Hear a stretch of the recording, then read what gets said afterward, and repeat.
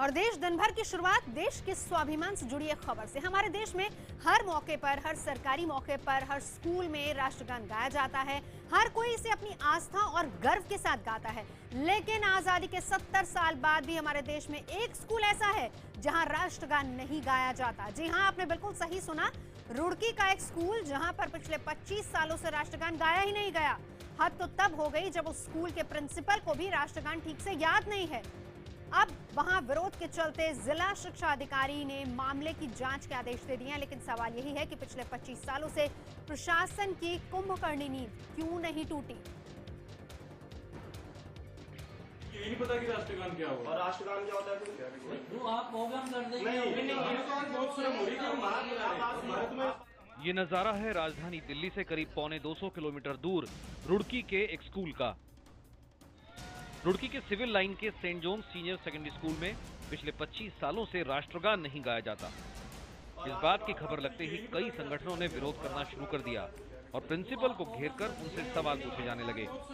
विरोध के बाद जब हमने प्रिंसिपल से इस बारे में जानना चाहा तो पहले तो वो कतराने लगे, लेकिन बाद में उनका जवाब ऐसा था कि जिसको सुनकर हर भारतीय का सर शर्म से झुक जाए। This is your national song. This is our national song. क्या होता है राष्ट्रगान? हैं? दो लाइन बताओ, दो लाइन क्या होती है? राष्ट्रगान क्या होता है? जन मन गण ये तो होता है। आगे की दो लाइन बताओ, दो लाइन। जन मन गण है और जो एक्चुअली नॉर ऑल नहीं ऑल वर्ड। इस बात की तस्दीक वहाँ के छात्र भी कर रहे हैं कि पिछले कई सालों से वहाँ राष्ट्रगान नहीं गाया जाता है और उसे तो इस बात का भी मलाल है कि बाकी लोग इसका विरोध क्यों नहीं कर रहे हैं। मैं 12th में पढ़ता हूँ। नहीं, आज तक इस स्कूल में राष्ट्रगान नहीं हुआ। मुझे 5 साल हो गए पढ़ते हुए, आज तक कभी ना राष्ट्रगान ने आपने बोला भी नहीं। मेरे अकेले बोलने से थोड़ा ही कुछ होगा, और को भी तो बोलना चाहिए ना। इस मामले की जानकारी सामने आने के बाद बीजेपी युवा मोर्चा ने सरकार और स्कूल प्रशासन के खिलाफ मोर्चा खोल दिया है। बीजेपी सरकार में पूर्व कैबिनेट मंत्री और विधायक मदन कौशिक ने इस पूरे मामले को पुलिस तक ले जाने का ऐलान कर दिया। या तो स्वत संज्ञान लेकर पुलिस को रिपोर्ट दर्ज कर कार्रवाई करनी चाहिए। यदि पुलिस कार्रवाई नहीं करेगी तब कहीं ना कहीं जागरूक लोग और उसके खिलाफ एफआईआर दर्ज कराएंगे। राष्ट्रगान का मामला देश की आन बान और शान से जुड़ा है, लिहाजा इस मामले पर कांग्रेस भी खुलकर मैदान में आ गई। कांग्रेस के नेता पूरे मामले को मुख्यमंत्री हरीश रावत तक ले जाने की बात कर रहे हैं।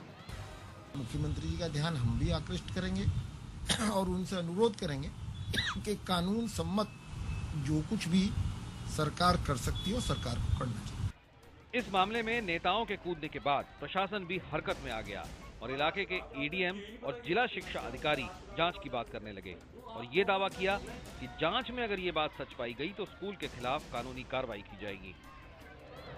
तिरंगा न केवल तिरंगा है, हम भारतीयों के लिए राष्ट्र के जीवन का प्रतीक है, तो राष्ट्रगान उन्हें प्रारंभ कराना है। हम इस दिशा में उनसे बात करेंगे। मामले के सामने आने के बाद जांच की बात कर रहे अधिकारियों को इस बात की भनक भी नहीं लगी कि जिस स्कूल में हजारों छात्र पढ़ते हैं वहां सालों से राष्ट्रगान गाया नहीं जा रहा। सवाल यही है कि हमारे देश के गौरव राष्ट्रगान को लेकर प्रशासन और स्कूल दोनों इतने लापरवाह क्यों हैं। संजीव शर्मा, IBN 7 देहरादून।